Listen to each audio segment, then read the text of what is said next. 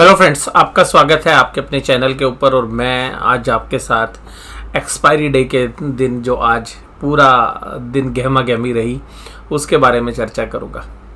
आज का दिन स्पेशली कैसा रहा उससे पहले हम चर्चा करते हैं कि हम पीछे क्या चर्चा कर रहे थे। पिछले दिनों के एनालिसिस में हमने क्या चर्चा आपके साथ की थी। हमने कल के एनालिसिस में भी और उससे पहले भी एक चर्चा बड़ी विशेष रूप से की थी कि ये देखिएगा, जब भी बाज़ार में इस तरीके की तेज़ी होती है तो जो फॉल्स होते हैं वो बड़े शार्प आते हैं। तो आज आपने जो फॉल देखा, हालांकि वो कुछ ही समय तक रहा, लेकिन अगर ऊपरी लेवल से अगर आप देखेंगे, ऊपर से नीचे के लेवल से देखेंगे तो एक बहुत अच्छा शार्प था आज, और शार्प फॉल था। और हालांकि बाद में बाज़ार कंसोलिडेट करता हुआ ठीक ठाक हो गया।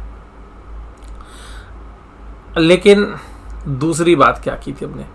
दूसरी बात हमने ये की थी कि बाज़ार के अंदर अगर बैंक निफ्टी की बात करें आप, तो जो लेवल्स हैं जो मैंने आपके साथ बात किए थे वो थे 37750। और ये देखिएगा, जब 37750 टूटे उसके तुरंत बाद फ्री फॉल हो गया और विद इन 20 मिनट्स के अंदर सब कुछ कहानी ख़त्म।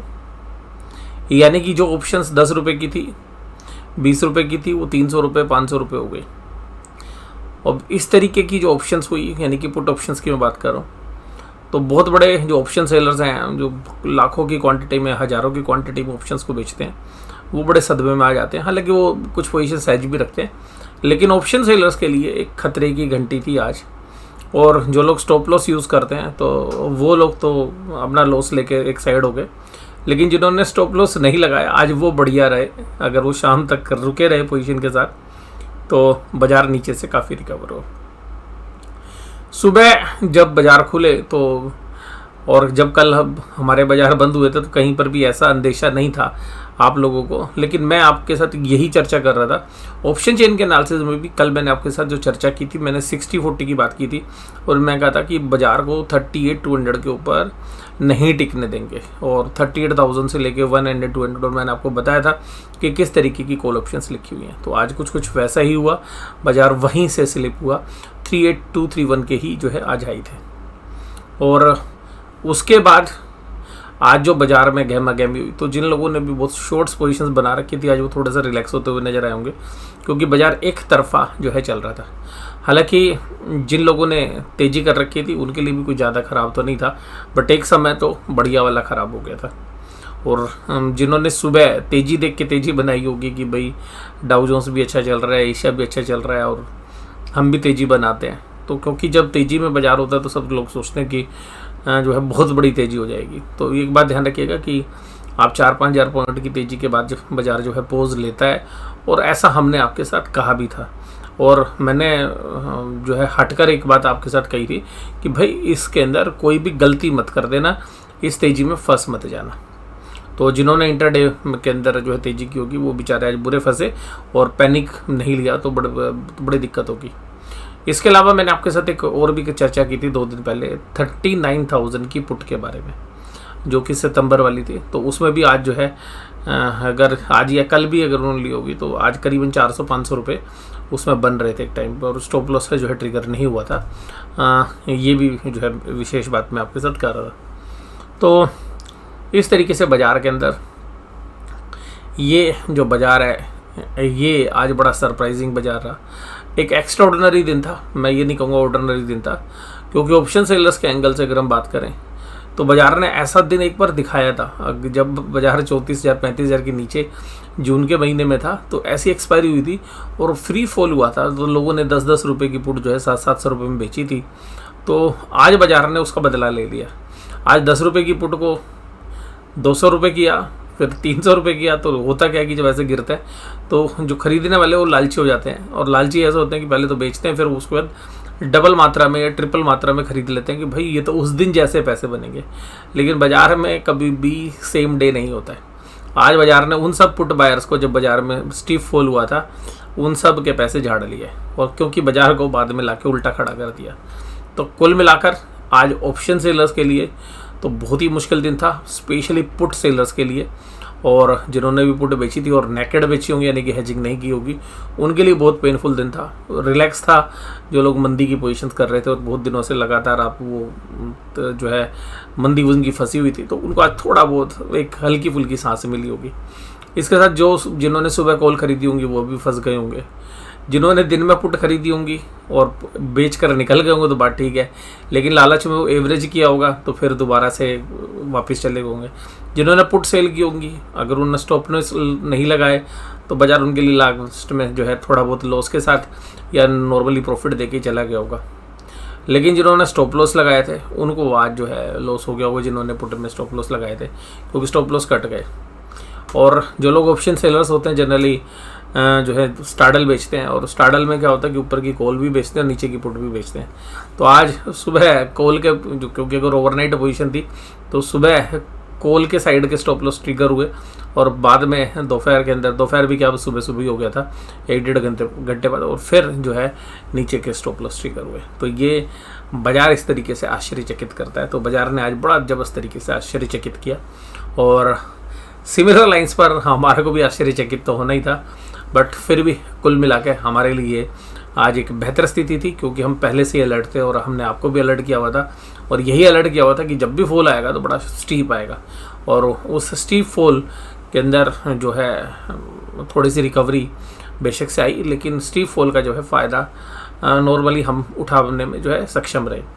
और हमें पता था कि ये शॉर्ट लिव्ड होगा, क्योंकि नीचे बहुत सारी शॉर्ट्स पोजीशंस हैं। 37,300 के दिन जो है पिछले शुक्रवार को काफ़ी देर काम हुआ 37,300 37,500 में। तो अल्टीमेटली एक दिन जब काम हो रखा है तो उस रेंज को एक दिन में नहीं तोड़ेगा। तो अभी 37,000 के आसपास एक साइकोलॉजिकल लेवल भी है, तो बाजार अभी शायद यहाँ पर 1-2 दिन तो रिस्पेक्ट करना चाहिए।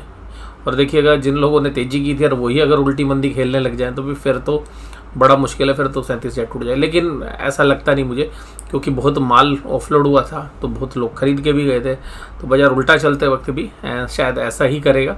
और हमें लगता भी नहीं कि यार जितना जहाँ से बाजार उठ गया है उतना दूर अभी तो जाने की संभावना नहीं लगती। बट हाँ, 36,300 तक जो है बाजार इस महीने में जा सकता है, और उसके नीचे भी अगर होगी स्थिति तो मैं बताऊंगा आपको। ऊपरी लेवल्स पर अगर आप देखें तो जो 38,200 है, यहाँ पे एक अच्छा खासा जो एक रेजिस्टेंस बन गया अभी, और इससे पहले 37,750 एक रेजिस्टेंस के रूप में काम कर रहा है। इसके अलावा अगर निफ्टी बैंक की बात करें तो 17,500 के करीब आज निफ्टी गया, तो वहाँ पे अच्छी जबरदस्त कॉल राइटिंग थी। और मैंने कल भी कहा था कि भाई कॉल राइटिंग अच्छी है, लेकिन बैंक निफ्टी में ज़्यादा कॉल राइटिंग थी, और कॉल राइटर पुट राइटर्स दोनों बराबरी में आज लड़े, तो कुल मिलाकर न्यूट्रल लेवल्स के ऊपर निफ्टी को सेटल कर दिया। और जो कैंडल बनी है वो रेड कैंडल बनी है, क्योंकि सुबह बड़े ऑप्टिमिज्म के साथ आपने बाजार खोला था, उसमें और तेज़ी भरी और उसके बाद फिर आप एक नीचे गए, लेकिन नीचे से भी एक अच्छी रिकवरी जो है देखने के लिए मिली।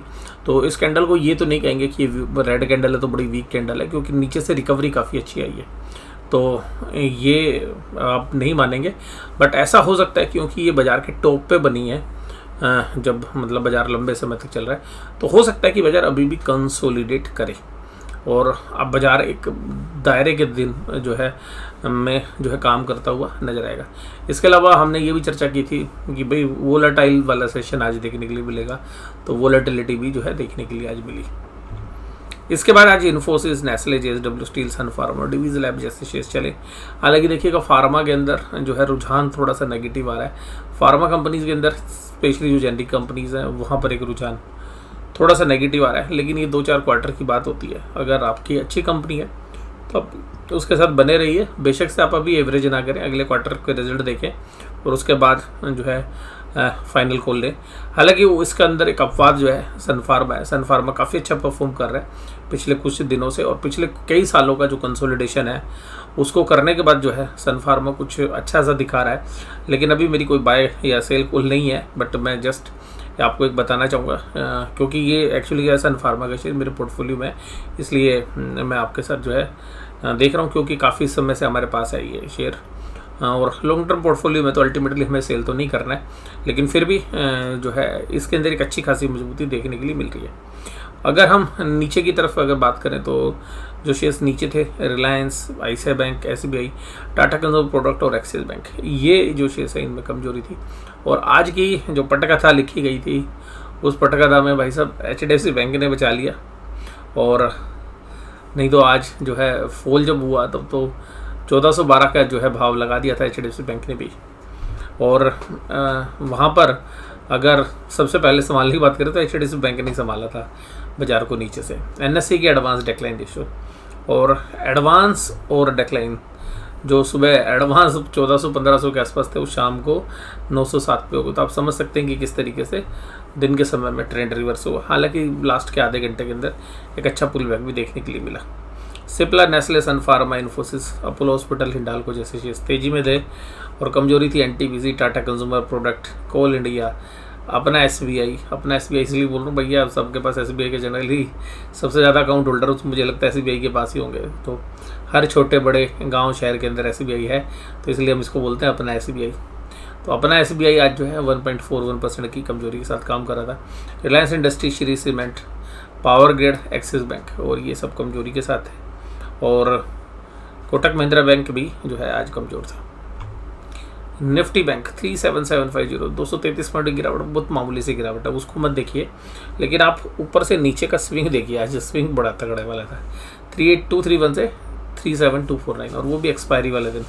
जब एक्सपायरी की प्रीमियम्स बहुत कम होते हैं तो ऑप्शन सेलर्स से सबसे ज़्यादा ट्रैप होते हैं, क्योंकि प्रीमियम है कम और बड़े मूव आ जाएँ तो अगर बड़े मूव आएंगे तो जो 50-100 रुपये की चीज़ बेच रखी है वही 500-500, 1000 रुपये की हो जाती है। तो ये बड़ी टेंशन वाली बात होती है। कैंडल यहाँ पर भी उसी तरीके की है, लेकिन कैंडल जो है बैंक की थोड़ी सी कमज़ोर है, क्योंकि कैंडल रेड भी है, बड़ी भी है।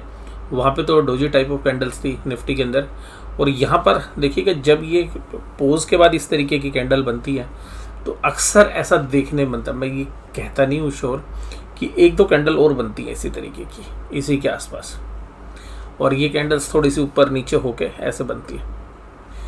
और अगर उसके बाद भी या तो बाजार ऊपर निकल जाता है, और अगर ऐसा नहीं होता है 2-3 कंसोलिडेशन के बाद, तो बाजार एक स्टीप फॉल के चांसेस जो है क्रिएट कर देता है। तो यहाँ पर अभी देखो 1-2 दिन बाजार कैसा काम कर रहा है, और कभी कभी कंसोलिडेट भी नहीं करता, नेक्स्ट डे भी कर देता है फॉल या राइज का तो चांसेस थोड़े से कम है, लेकिन क्योंकि ऊपर अटक गए लोग, नीचे फॉल के चांसेस थोड़े से बढ़ गए अब, क्योंकि जिस तरीके से जो तेजी का मोमेंटम था वो रुका। और शायद मैं अकेला ऐसा चैनल वाला हूँ जिसने सबसे पहले बोला भाई ये यहाँ पर बाजार रुक सकता है। हालांकि देखिए वो बड़ा खतरे से खाली नहीं होता, क्योंकि आप एक कॉन्ट्रा व्यू लेते हैं तो बड़ा रिस्क होता है, क्योंकि आपका चार्ट जो है टेक्निकल सब कुछ बढ़िया चल रहा है, लेकिन उसके बावजूद भी आप कहते हो यार कि नहीं यहाँ पे पोज हो सकता है और स्टीप फॉल आ सकता है, तो बड़ा चैलेंजिंग होता है हमारे लिए। लेकिन अभी भी मैं फिर यही कहूँगा, परसों मैंने कंसोलिडेशन की बात की थी, आज मैंने बात की थी वोलेटिलिटी वाला दिन रह सकता है। ऊपर कॉल राइटर बड़े एग्रेसिव हैं तो वहाँ पर वो जाने नहीं देंगे। अब पोजीशंस इतनी है नहीं क्योंकि नया सेशन शुरू है, तो इन सब के बावजूद भी वैसे तो देखिए कंसोलिडेशन होना चाहिए, लेकिन फिर भी क्योंकि बाजार में अगर मूड माहौल ख़राब होता है तो नीचे की तरफ के रुख भी बन सकते हैं। ऊपरी लेवल्स पर अभी भी हमें ब्रेकआउट की संभावना नहीं लग रही, क्योंकि ऊपरी लेवल पर अच्छी खासी सप्लाई है, और जो लोग अच्छे प्रॉफिट्स में हैं जो पिछले 1-1.5 महीने की तेज़ी में, तो वो 2-4 दिन अपना माल काट सकते हैं और उसके बाद जो है वो नई तेज़ी करेंगे या बाजार को नीचे गिराएंगे। और मैंने आपको एक और बड़ा उदाहरण दिया था, आपको याद हो कि भाई जब कोई धावक दौड़ लगाता है तो उसको चाय पानी भी पीना पड़ता है, रुकना भी पड़ता है। अब वहाँ पर रुकेगा, चाय पानी पी के दोबारा चलेगा या वहीं सो जाएगा, तो ये आने वाले समय में पता चलेगा। तो अभी भी ऐसा कोई बहुत ख़राब नहीं हुआ है चार्ट, लेकिन फिर भी ऊपरी लेवल पर एक पहला झटका तो जो है कम से कम देखने के लिए मिला है। तो कुल मिलाकर अभी हम देखते हैं कि भाई यहाँ पर कंसोलिडेशन का माहौल बनता है, कंटिन्यू रहता है, या कंसोलिडेशन ब्रेकडाउन का जो है रूप ले लेता है। तो आने वाले समय में इसका जो है खुलासा आपके सामने हो जाएगा।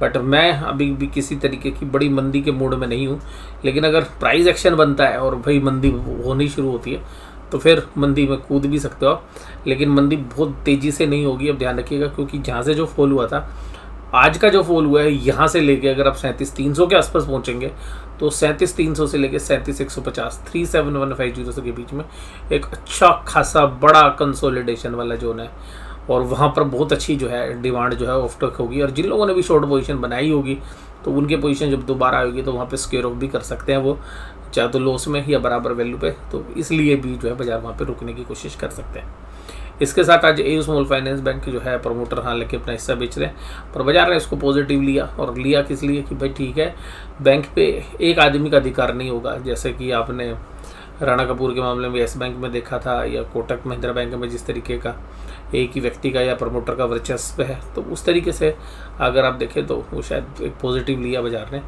और HDFC bank, RBL, IDFC first bank, ICICI bank, IndusInd bank सब कमज़ोर थे आज, और बंधन बैंक भी कमज़ोर था। बंधन बैंक मुझे ऐसा लग रहा है कि अगर इसमें थोड़ी बहुत और करेक्शन होती है तो बंधन बैंक को एक बार आप वॉच कर सकते हैं, वैल्यूशंस वाइज काफ़ी रीजनेबल वैल्यूशंस पर आ रखा है।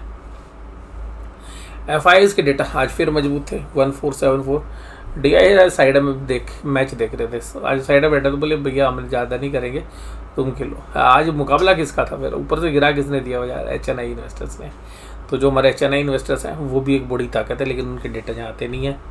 उसके बाद अगर आप देखेंगे FIs के इंडेक्स फ्यूचर्स 829 करोड़ की सेल, तो बहुत ही मामूली सेल थी, क्योंकि उतना ही माल उन्होंने स्टॉक फ्यूचर्स में बाय कर लिया। अगर ऑप्शंस की बात करें तो ऑप्शंस देखिएगा उन्होंने स्टॉक फ्यूचर्स में भी खरीदी है और इंडेक्स में भी खरीदी है। तो इसका मतलब ये है कि जो आज का ब्रेकडाउन हुआ है उसके बाद जो है उनको भी लगता है कि भाई हो सकता है कि जो कल कोल वगैरह बेची हो, ये देखिएगा ये हो सकता है कि कोल बेची हो कल उन्होंने और उनको आज रिकवर कर लिया हो कम कीमत में, ये भी बहुत अच्छी चांसेस बनते हैं। तो इससे कोई क्लियर डेटा नहीं बनता कि भाई ये क्या खरीदा क्या बेचा, लेकिन फिर भी आज का ये जो एनालिसिस है इसके अंदर हमें लगता है कि काफ़ी अहम है। इसके अलावा पुट कॉल रेशियो में भी देखिएगा बैकफुट पर आ गए हैं पुट कॉल रेशियो में, स्पेशली बैंक निफ्टी के अंदर तो तेज़ी करने वाले थोड़े से बैकफुट पे, जिसकी वजह से भी हमें लग रहा है कि कंसोलिडेशन जो है कल भी देखने के लिए मिलना चाहिए। और डाउ जोन्स का इंडस्ट्रियल एवरेज 32,727 पे फ्लैट है, उसमें कुछ ज़्यादा कुछ है नहीं। और आज की सबसे बड़ी खबर, कल जिस तरीके से ओपेक कंट्रीज़ ने बोला था कि 1 लाख बैरल पर डे का प्रोडक्शन हम बढ़ा देंगे, और इस वजह से जो है आप देखिएगा ब्रेंट क्रूड वगैरह की प्राइस काफ़ी तेज़ी से टूट गए हैं। और सबसे ख़ास बात है कि जो नाइमेक्स है यानी कि WTI क्रूड वो $90 के नीचे आ गया, बड़ा पॉजिटिव है ये, और ब्रेंट क्रूड भी बड़ा पॉजिटिव है। लेकिन शायद बाजार इस चीज़ को पहले से जानता था और इसलिए डिस्काउंट कर लिया, या कल इसके ऊपर रिएक्ट करेगा देखेंगे हम। लेकिन हमें लगता है कि बाजार अभी जो दूसरे माहौल, कल क्रेडिट पॉलिसी है, क्रेडिट पॉलिसी का ऐलान कल होना है, ये बात ध्यान रखिएगा। ये जो हमने आज लास्ट में चर्चा में शामिल करनी थी बात, तो अब यहाँ पर आज हम ऑप्शन चेन की बात नहीं करेंगे, आज हम इस क्रेडिट पॉलिसी के बारे में ही बात करेंगे। तो देखिए ऑप्शन चेन में डेटा भी नहीं है अभी कुछ, हालांकि ऊपर से कॉल राइटिंग हुई है, थोड़ी सी कॉल राइटिंग ज़्यादा है पुट राइटिंग के सामने निफ्टी के अंदर, और बैंक निफ्टी में भी कॉल राइटिंग थोड़ी सी ज़्यादा है, तो ये भी संकेत देते हैं। लेकिन इसके साथ साथ जो कल क्रेडिट पॉलिसी आनी है, देखिएगा क्रेडिट पॉलिसी का ऐलान के बारे में अगर हम बात करें तो ये यूरो जोन में जो रेट ऑफ इंटरेस्ट बढ़े, आज ब्रिटेन ने 0.5% का रेट ऑफ इंटरेस्ट बढ़ाया, कल ऑस्ट्रेलिया ने बढ़ाया था, इससे पहले USA ने बढ़ाया था। तो जब जब रेट ऑफ इंटरेस्ट बढ़ रहे हैं तो तब तब उनके बाज़ारों में कोई ज़्यादा असर हो नहीं रहा है। अब क्या इंडिया के बाज़ार भी ऐसे होंगे, पर मुझे ऐसा लगता है कि इंडिया के बाज़ारों तो पहले ही चल चुके हैं, तो मुझे नहीं लगता कि जो क्रेडिट पॉलिसी है बहुत बड़ा जो है कोई डिफरेंस क्रिएट करेगी। हालांकि बाजार ये एंटिसिपेट कर रहा है कि 0.25 से लेके 0.4 तक, हालांकि 0.25 और 0.3 की जो है उम्मीद ज़्यादा लगाई जा रही है, शायद इतना रेट ऑफ इंटरेस्ट बढ़ जाएगा। और थोड़ा सा एक्सट्रीम केस में देखें तो 0.4 तक भी बढ़ सकता है जिस तरीके से महंगाई है। लेकिन ये जो इवेंट है क्योंकि हम पहले से तेज़ी कर चुके हैं, अब बाजार इसमें ऑपरेटर मंदी कराएगा या तेज़ी तो कराएगा भाई, जैसे सारे बाज़ारों में तेज़ी हो रही है, ये थोड़ा सा सरप्राइजिंगली फैक्टर होगा। तो मुझे लगता है कि क्रेडिट पॉलिसी आ जाने दीजिएगा, जो भी ट्रेड लें तो क्रेडिट पॉलिसी के बाद लें, और उसके बाद तुरंत ना लें कोई भी फैसला, करीबन 15-20 मिनट क्रेडिट पॉलिसी आने के बाद भी देखेंगे भाई किस तरीके से बाजार रिएक्ट कर रहे हैं। तो एक इस रीजन से एक वोलेटिलिटी बन सकती है, अदरवाइज अगर ये रीज़न नहीं होता तो मैं आपको कहता कि प्योरली बाजार कंसोलिडेट करेगा। तो इस रीजन्स की वजह से ऑप्शंस के प्रीमियम जो है बढ़े हुए रहते हैं, तो ऑप्शंस के प्रीमियम बड़े होते हैं तो फिर जो मूव्स होते हैं वो भी जो है ऑप्शंस के प्रीमियम के अकॉर्डिंगली काम करते हैं। तो इसलिए हो सकता है कि क्रेडिट पॉलिसी का ऐलान होने से पहले एक वोलेटिलिटी बाजार में आपको देखने के लिए मिले, और उसके बाद फिर शायद बाजार एक डायरेक्शन को पकड़े या वहाँ पे कंसोलिडेट करे, ऐसी जो है उम्मीद है हमें करते हैं। और फुटसी जो है आज UK के अगर हम बात करें तो 0.5 रेट ऑफ इंटरेस्ट बढ़ा है, तो अनाउंसमेंट के बाद जो है उनके बाजार तेज़ हो गए थे। हालांकि अभी तो कंसोलिडेट हो गए हैं क्योंकि यूएस के बाजार कमज़ोर होने की वजह से। तो ये था आज का एनालिसिस। आपको एनालिसिस कैसा लगा जरूर से मुझे कमेंट बॉक्स में बताइए। वीडियो देखने धन्यवाद। Thank you very much.